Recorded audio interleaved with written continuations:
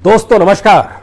दोस्तों 71 बरस पहले संसद के भीतर में जब चुनाव आयोग को लेकर चर्चा हो रही थी तो चाहे नेशनल गवर्नमेंट हो या फिर विपक्ष में बैठे हुए लोग हो, सभी का एक ही मत था कि चुनाव आयोग के जरिए भारत के नागरिकों को वोट देने का जो अधिकार मिला है उसको नियम पूर्वक पालन किया जाएगा। इस देश के भीतर में जन प्रतिनिधित्व कानून के जरिए जनता ही लोकतंत्र की रखवाली करेगी। कोई भी सत्ता तानाशाह हो नहीं सकती। 5 बरस के भीतर जनता के पास यह ताकत होगी, वो चाहे तो उसे उखाड़ फेंके। और संविधान सभा के भीतर जब संविधान के आर्टिकल 324 324 को लेकर चर्चा हो रही थी तो लगभग 150 से ज्यादा सदस्यों ने खुले तौर पर इस पर सहमति जताई थी कि चुनाव आयोग की भूमिका कैसे कितनी महत्वपूर्ण है और इसे एक संवैधानिक पद के तौर पर इसलिए देखा गया कि सत्ता इसे प्रभावित नहीं कर सकती है। और मौजूदा वक्त में भारत के भीतर भी सिर्फ 4 ही ऐसे संस्थान हैं जहां पर बैठे हुए शख्स को हटाने की स्थिति में कभी भी सत्ता नहीं आ सकती है। या तो राष्ट्रपति को उसमें दखल देनी होती है या फिर लोकसभा और राज्यसभा यानी संसद के भीतर 2/3 बहुमत से यह साबित करना पड़ता है कि उस शख्स को क्यों हटाया जा रहा है, उसने क्या मिसबिहेवियर किया है या फिर वह जिस पद पर बैठा है उस पद पर बैठने के वो लायक क्यों नहीं है। और इन 4 संवैधानिक संस्थानों में अव्वल नंबर पर अगर सुप्रीम कोर्ट है तो दूसरे नंबर पर चुनाव आयोग है, तीसरे नंबर पर सीएजी है, चौथे नंबर पर यूपीएससी है। इसके किसी भी सदस्य को आप यूं ही नहीं हटा सकते हैं। लेकिन महज 71 बरस की उम्र पूरी होते होते अगर आज यह सवाल खड़ा हो जाए कि चुनाव आयोग ही कटघरे में है तो आप क्या कहेंगे। यह कोई बहुत बड़ा सवाल नहीं है और यह पहली बार सवाल उठा भी नहीं है। अगर पन्नों को पलटना शुरू कीजिएगा तो कई उदाहरण आपके सामने आएंगे। लेकिन आज इस बात को लेकर चर्चा बेहद महत्वपूर्ण हो चली है क्योंकि संवैधानिक संस्थान अगर सत्तानुकूल हो जाए, संवैधानिक संस्थान अगर एक तरफा निर्णय लेने लगे, संवैधानिक संस्थान अगर इस देश के वोटर नागरिक उनके हकों की रक्षा नहीं कर पाए और संवैधानिक संस्थानों को संभाले हुए व्यक्ति इस आस और उम्मीद में सत्ता के साथ खड़े नजर आए कि कल उन्हें कुछ उसकी सुविधा मिल जाएगी या आने वाले वक्त में उन्हें कोई मुश्किल नहीं होगी, तो सोचिए लोकतंत्र खतरे में है या संविधान की धज्जियां उड़ रही है या फिर जो जन प्रतिनिधित्व कानून है वह कहीं बचा नहीं है। ये सारे सवाल क्यों? दरअसल पश्चिम बंगाल में चुनाव हो रहा है और आज के दिन दोपहर 12 बजे से ममता बनर्जी महात्मा गांधी की प्रतिमा के नीचे बैठी नजर आएंगी।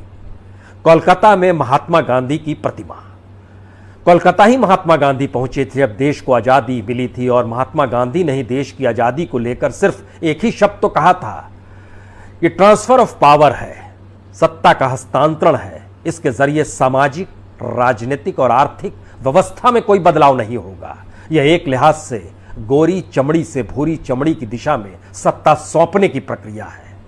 और महात्मा गांधी की प्रतिमा के नीचे ममता बनर्जी ऐसे वक्त बैठी है जब उनकी अपनी सत्ता दांव पर लगी है और उस सत्ता को लेकर ही पश्चिम बंगाल में चुनाव हो रहे हैं।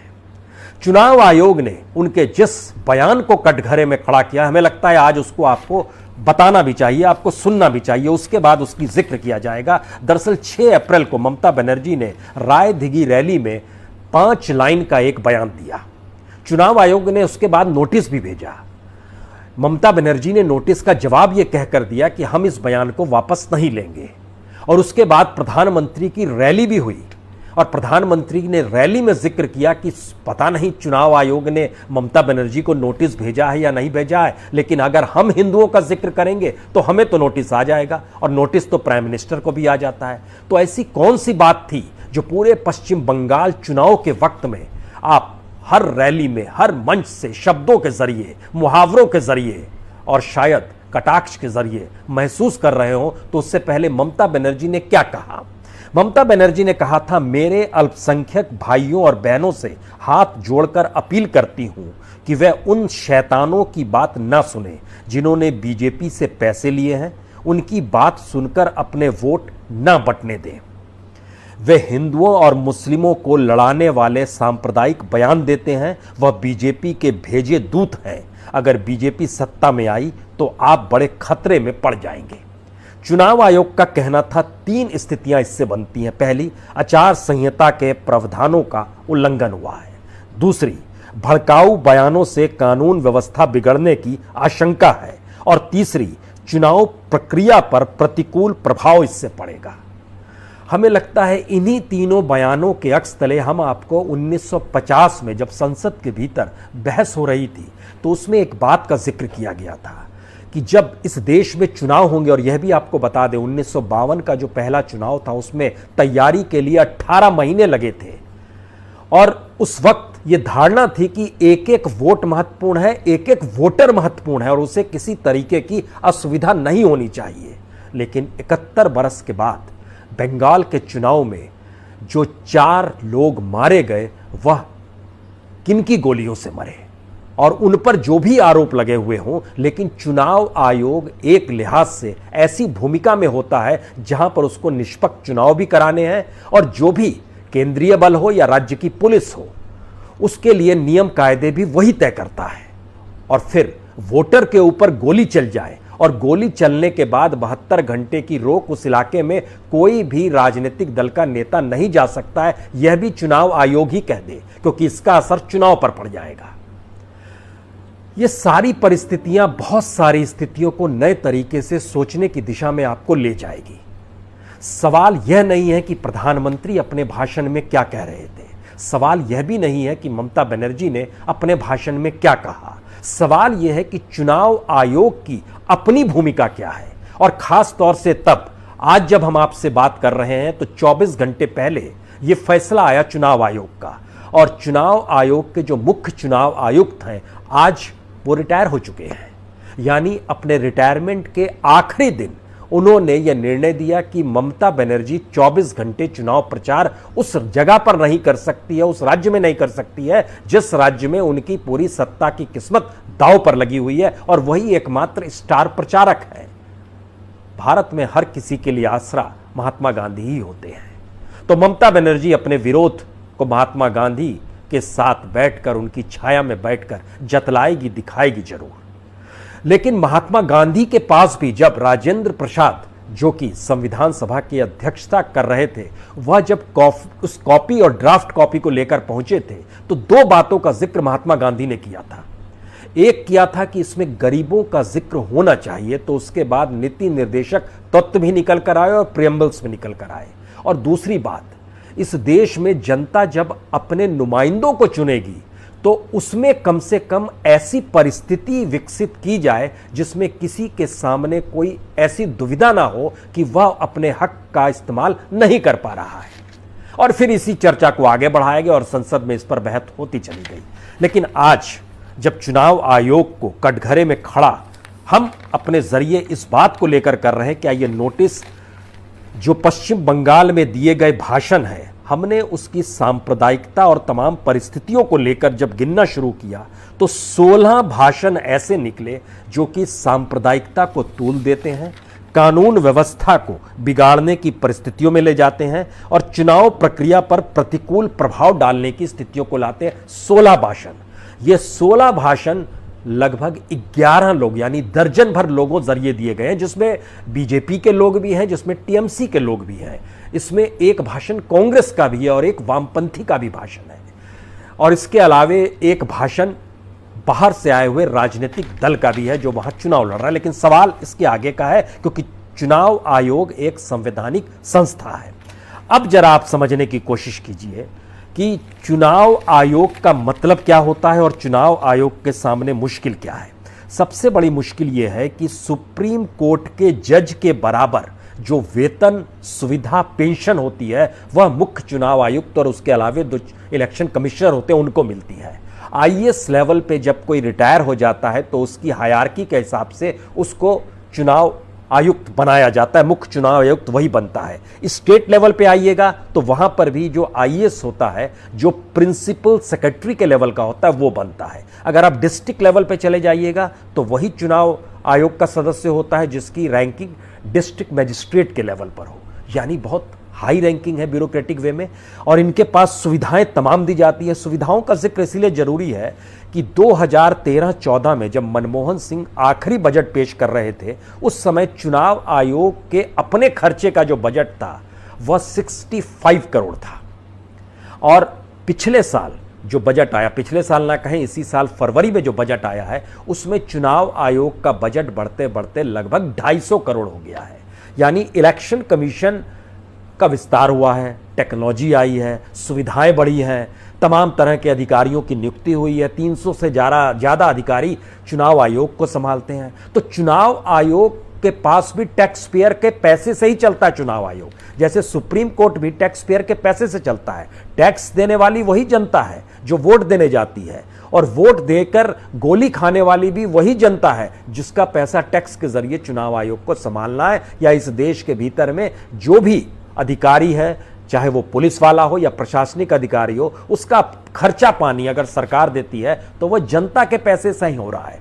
लेकिन जनता ही इग्नोर की जा रही है, और यहीं से सबसे बड़ा सवाल शुरू होता है। जिस कॉन्स्टिट्यूशन को we the people for the people कह के क्रिएट किया गया, वही पीपुल गायब हो गया।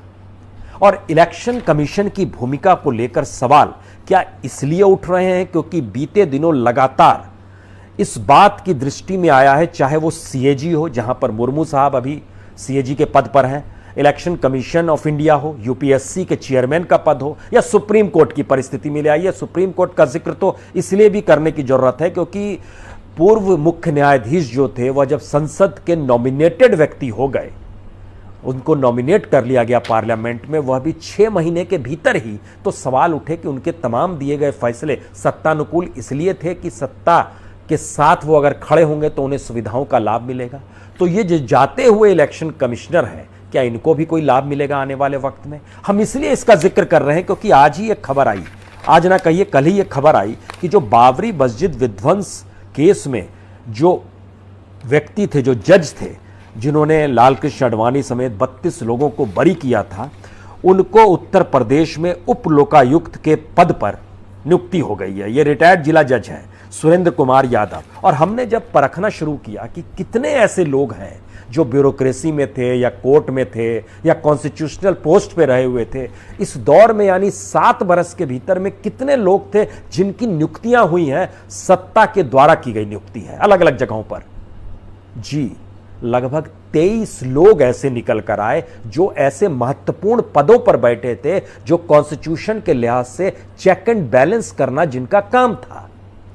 लेकिन सवाल है, जब 2/3 बहुमत संसद के भीतर में किसी सत्ता की हो, राज्यसभा में भी उसकी बहुमत हो, तो फिर नियुक्ति किसी भी रूप में हो, वहां पर विपक्ष की कोई हैसियत होती नहीं है, बचती नहीं है।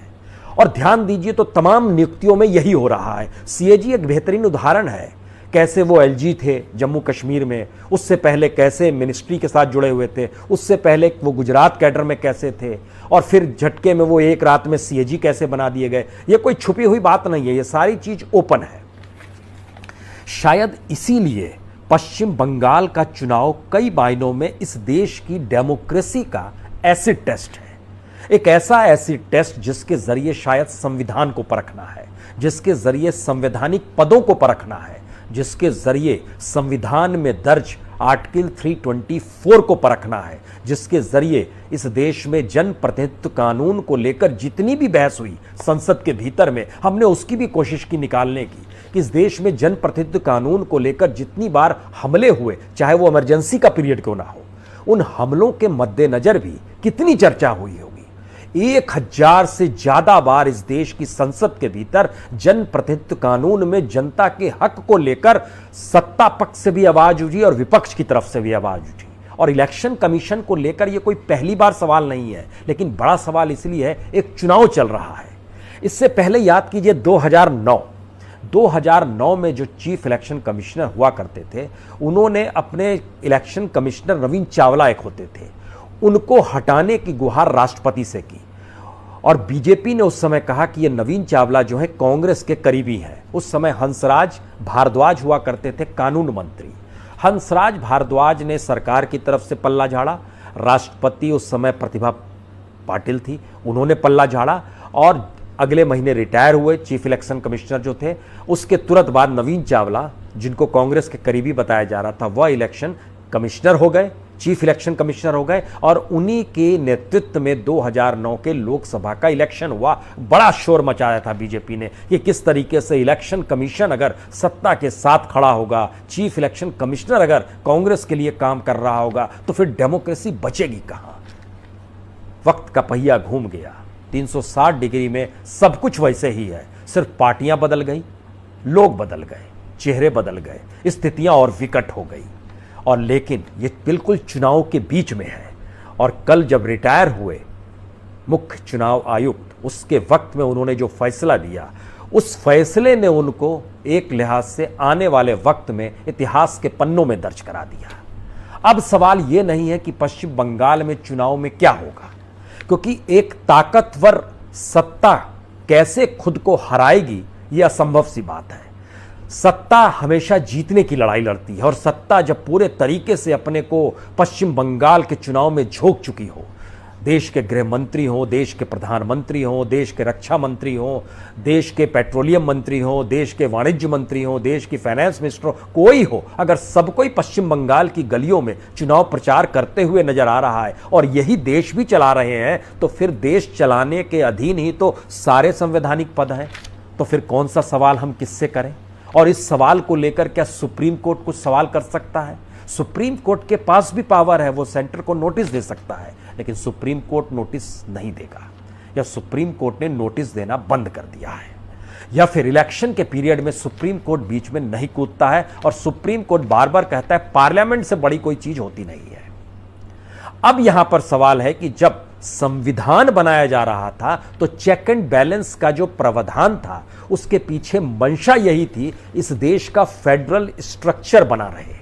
और फेडरल स्ट्रक्चर का मतलब बहुत साफ था कि हर राज्य की एक अपनी ताकत भी होती है और वहां की जो पॉलिटिकल पार्टीज होगी, क्योंकि इलेक्शन कमीशन के पास पावर सिर्फ लोकसभा चुनाव कराने भर का नहीं है, उसको राज्यसभा के भी चुनाव कराने होते हैं, विधानसभा के चुनाव भी कराने होते हैं, विधान परिषद के भी कराने होते हैं, पंचायत चुनाव भी चुनाव आयोग ही कराता है। यानी एक लिहाज से चौखंबा राज जो है वो सब चुनाव आयोग के अधीन होता है। और चुनाव के वक्त सत्ता के ऊपर कोई कानून लागू अगर होता है तो वह चुनाव आयोग का कानून होता है। लेकिन चुनाव आयोग को ही अगर कटघरे में उस दौर की राजनीतिक पार्टियां ये कहकर करने लगे कि आप सत्ता के लिए काम कर रहे हैं, तो इलेक्शन का मतलब क्या होगा?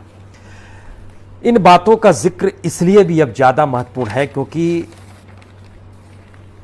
जब पश्चिम बंगाल के चुनाव की शुरुआत हुई और वोटिंग के दिन रैलियों की शुरुआत हुई, उन रैलियों में बोले जाने वाले जो शब्द थे, उन शब्दों का एनालिसिस करते हुए हमने टटोलना शुरू किया, क्या इन शब्दों को लेकर कोई सवाल इससे पहले किसी मुख्य चुनाव आयुक्त ने उठाया है? आपको जानकर हैरत होगी, प्रधानमंत्री का जो भाषण है, गृह मंत्री का जो भाषण है, ममता बनर्जी का जो भाषण है, इन तीन कैरेक्टर को ही ले लीजिए, इन तीनों द्वारा इस्तेमाल किए गए जो शब्द हैं, उन शब्दों पर प्रतिबंध टीएन शेषन ने लगाया था जब वो मुख्य चुनाव आयुक्त थे और उस दौर में राजनीतिक सत्ता चूत चपाड़ करने की स्थिति में भी नहीं थी। यह थी स्थिति टीएन शेषन के वक्त में। इसीलिए टीएन शेषन के चुनाव आयोग को बार बार लोग याद क्यों करते हैं? क्योंकि वह परख नहीं रहे थे कि यह सत्ता में है, यह विपक्ष में है, यह फला राज्य का मुख्यमंत्री है, यह देश का प्रधानमंत्री है। उन्होंने सबको संविधान की उस कतार में लाकर खड़ा कर दिया था जहां पर सब कोई बराबर है और चुनाव के बाद जो होगा देख लेंगे। लेकिन चुनाव के वक्त इलेक्शन कमीशन को ही तय करना है। और ये इलेक्शन कमीशन, उस दौर के अगर अधिकारियों को परखना आप शुरू कीजिएगा तो आपको यह भी जानकर हैरत होगी, टीएन शेषन के वक्त के जो भी अधिकारी आपको कहीं भी मिल जाएं, उसमें से 2 अधिकारी आज की तारीख में पश्चिम बंगाल में भी है, बिहार में भी है, छोटे स्तर पर उस समय थे, लेकिन उनसे जब बातचीत आप कीजिएगा तो आपको जानकर हैरत होगी।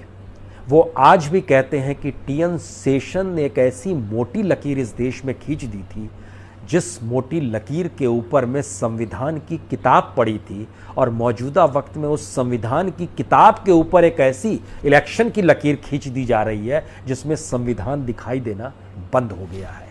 ये शब्द होते हैं ऑफ द रिकॉर्ड, जो चुनाव आयोग से जुड़े हुए उस वक्त के अधिकारी थे। लेकिन बहरहाल आखिरी सवाल इसलिए क्योंकि जब वोटर की मौत हो जाए और मौत आपस की हिंसा से नहीं हो, बल्कि जिनको चुनाव अधिकारियों की नियुक्ति हुई है और केंद्रीय बलों की नियुक्ति हुई है, पुलिस की नियुक्ति हुई है, यह कहने के लिए कि आपको चुनाव सही तरीके से कराने हैं, और उन्हीं की गोली से अगर स्थिति बिगड़ जाए तो सवाल यह नहीं है कि उस वक्त भीड़ क्या कर रही थी। सवाल यह है कि तैनाती जो थी, आपने 8 फेज में इलेक्शन इसीलिए किया था कि साफ सुथरा चुनाव होगा। कंपनियों की तैनाती 100-200 नहीं है, हर फेज में 700 से 800 कंपनियां, केंद्रीय बलों की तैनाती है, 5000 से ज्यादा पुलिसकर्मियों की तैनाती है, और सीटें 35-40 इतनी ही सीट पर वोटिंग हो रही है हर फेज में। लेकिन फिर भी अगर नहीं संभाल पाए और एक भी व्यक्ति मर जाए और इस देश में इलेक्शन कमीशन और कोई भी सत्ता उफ तक ना करे और यह कहे कि हत्या हो गई, इसका राजनीतिकरण नहीं होना चाहिए। मौत हो गई, अभी उसके परिवार के पास कोई नहीं जाएगा, अन्यथा राजनीति उफान पर आ जाएगी। इससे शर्मनाक स्थिति इस देश के भीतर में कुछ हो नहीं सकती है। यह कैसे संभव है? लोगों के जरिए बनाए गए लोकतंत्र में लोगों की मौत ही इस लोकतंत्र के लिए मायने ना रखती हो। लेकिन बहरहाल आज महात्मा गांधी का दिन है। महात्मा गांधी को याद कीजिए और वाकई सोचना शुरू कीजिए, आखिरी रास्ता महात्मा गांधी का क्यों इस देश में बन जाता है। चाहे वो इमरजेंसी के वक्त का मौका आया हो, चाहे मौजूदा वक्त में ये मौका आया हो, इन दोनों परिस्थितियों के बीच खड़े होकर अगर आप महसूस करना शुरू करेंगे तो मौजूदा सत्ता कहेगी हमने इमरजेंसी नहीं लगाई है, संविधान देश में लागू है, यानी हम इंदिरा गांधी से अच्छे हैं। इंदिरा गांधी से बुरे जिस दिन हो जाएंगे उस दिन आप हमें कटघरे में खड़ा कीजिएगा। कमाल की सोच है। बहुत बहुत शुक्रिया, बहुत बहुत शुक्रिया।